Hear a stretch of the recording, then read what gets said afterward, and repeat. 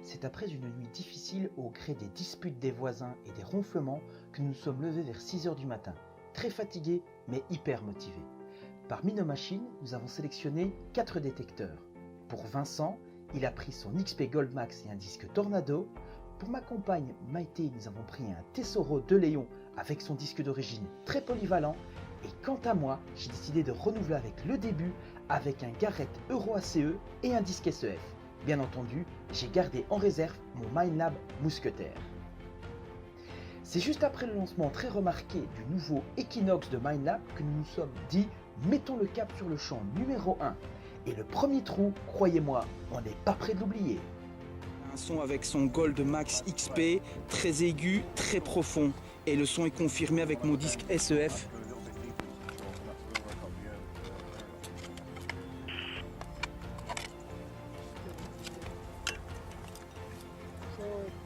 Gizmo, t'es sûr que c'est pas un gros féroce?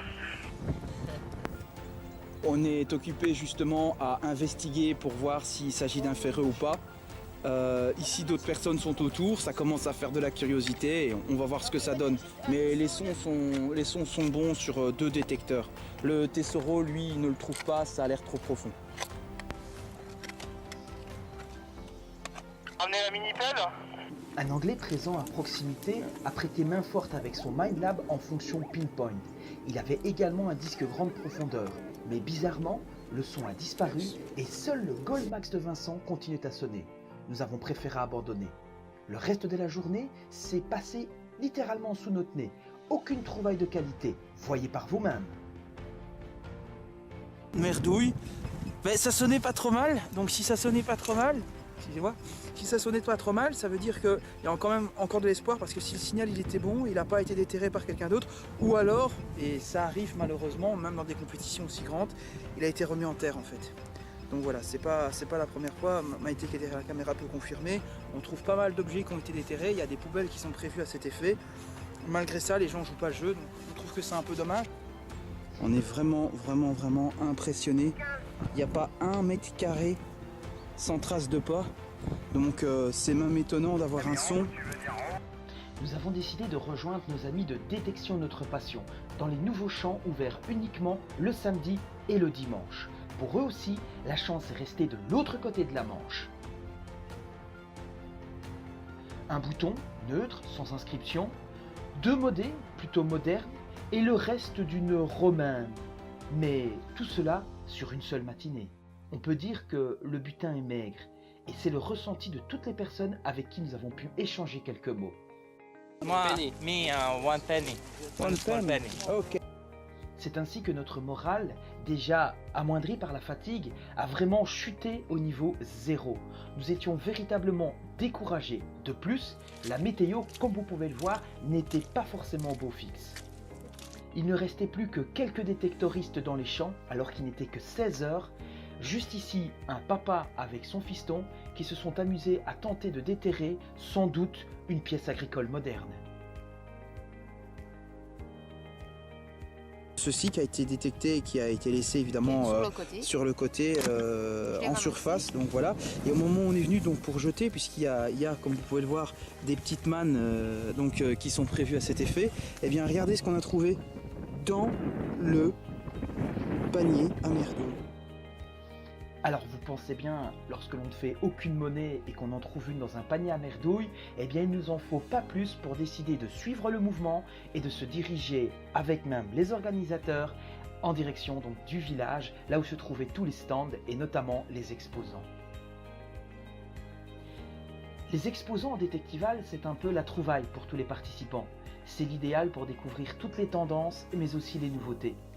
Et c'est bien entendu Minelab qui a volé la vedette avec une présentation très remarquée de sa nouvelle gamme Equinox.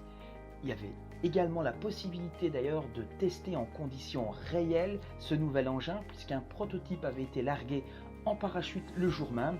Vous le voyez ici donc sur le stand Minelab. Mais à côté de toutes ces innovations, les plus modernes soient-elles, nous avons eu la chance de redécouvrir des gestes et les gestes les plus anciens, comme ce tailleur de pierre, cet homme qui dans quelques instants va faire du feu devant vous. C'était très impressionnant.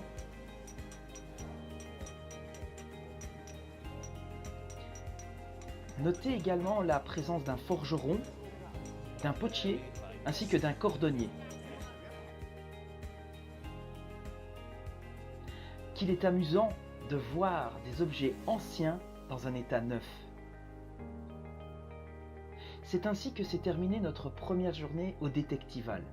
Et pour tous les amateurs qui désirent se rendre sur place l'année prochaine, un conseil par expérience, évitez le camping sur place.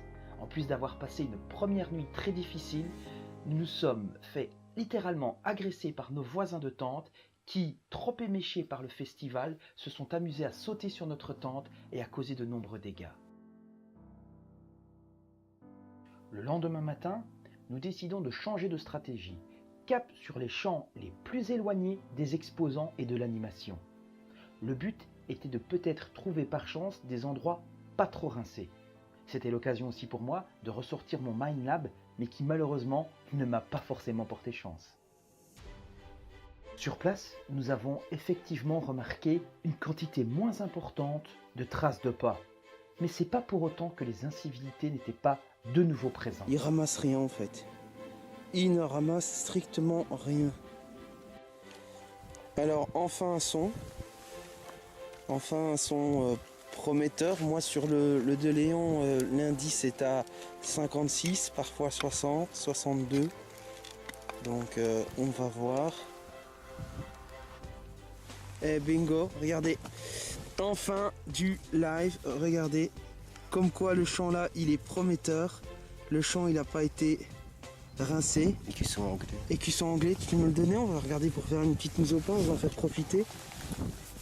J'ai décidé de laisser Vincent seul prospecter sur ce champ et je suis allé à la rencontre en fait d'autres prospecteurs, surtout des Anglais, pour un peu prendre la température. Et regardez, il ne faut pas forcément avoir une machine dernier cri pour avoir de la chance. Avec donc un... Voilà. Et bien voilà donc une Roro, une romane faite par ce monsieur. Et regardez, donc faite juste ici avec un petit Garrett Ace. Donc voilà. Bought that yesterday. Voilà, il l'a acheté. Yesterday. Ok, donc voilà, il l'a acheté hier. Et voilà. Et il vient de faire donc ça. This is your first Roman cones. Yeah, it is. I had a mine lab and nothing. Bought that.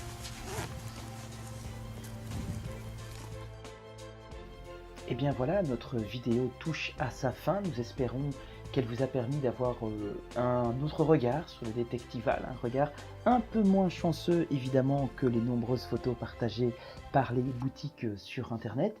Et c'est le moment aussi donc pour vous rappeler que nous serons présents ce 21 octobre prochain dans le sud de la Belgique, donc à proximité d'Erquelines, à quelques minutes du 59, à l'occasion du 28e rallye international Pascal Lebrun.